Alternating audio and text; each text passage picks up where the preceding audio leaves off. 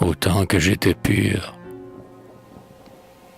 autant que j'étais pur et tout léger d'années, quand, pensif écolier, je rêvais dans les bois, toutes les nuits, alors, de roses couronnées, s'inclinaient sur ma couche avec de douces voix.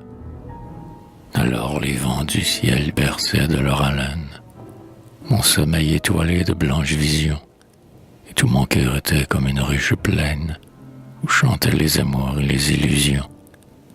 Alors flottaient au loin des vierges gracieuses, et seins au pas léger dont j'entendais le bruit.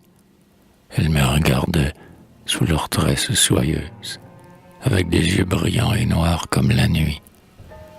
Puis partant, dans un songe, au pays des sultanes, je suivais là-haut ripale et le front voilé, qui sur les golfes bleus, au branle des tartanes, mort en rêvant d'amour, l'ombre du narguilé.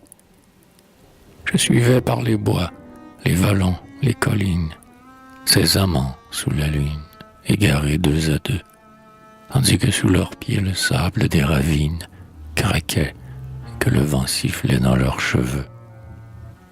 J'enviais dans mon cœur les jours de la jeunesse, les transports, les serments et donnés et repris, cette félicité qu'ont avec leur maîtresse les beaux étudiants dans leur chambre à Paris.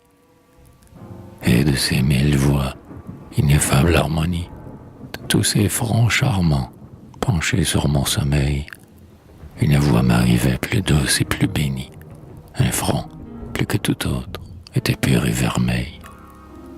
Enfant aux cheveux blonds, enivrante et timide, femme par la douceur, ange par la beauté, dont l'âme rayonnait dans un regard humide, comme à travers les flots un beau soleil d'été.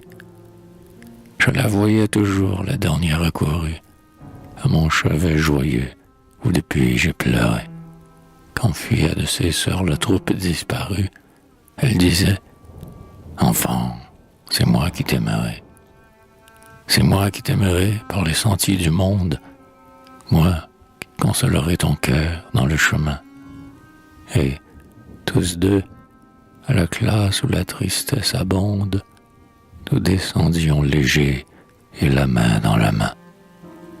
Bientôt tout frémissait, visions fantastiques, livres, plumes, papier, travaux de chaque jour, et du cahier qui tremble et du poème antique sortaient de jeunes voix qui me parlaient d'amour. Enfant, elle courait dans les vers de Virgile, comme dans les sentiers pleins d'oiseaux et de fleurs, et nous cherchions au fond de l'amoureuse idylle un vieux chêne ignoré pour y cacher nos pleurs. Là nous causions tout bas, là mes mains inquiètes, en d'orients tableaux ébauchaient l'avenir. Je dressais des villas et de belles retraites, où, le soir, en rêvant, je l'écoutais venir. Si bien que j'oubliais le thème et la classe, et quand sonnait la cloche à l'appel argentin, le vieux maître disait, bondissant à sa place, « Oh, l'enfant paresseux qui dort sur son latin. »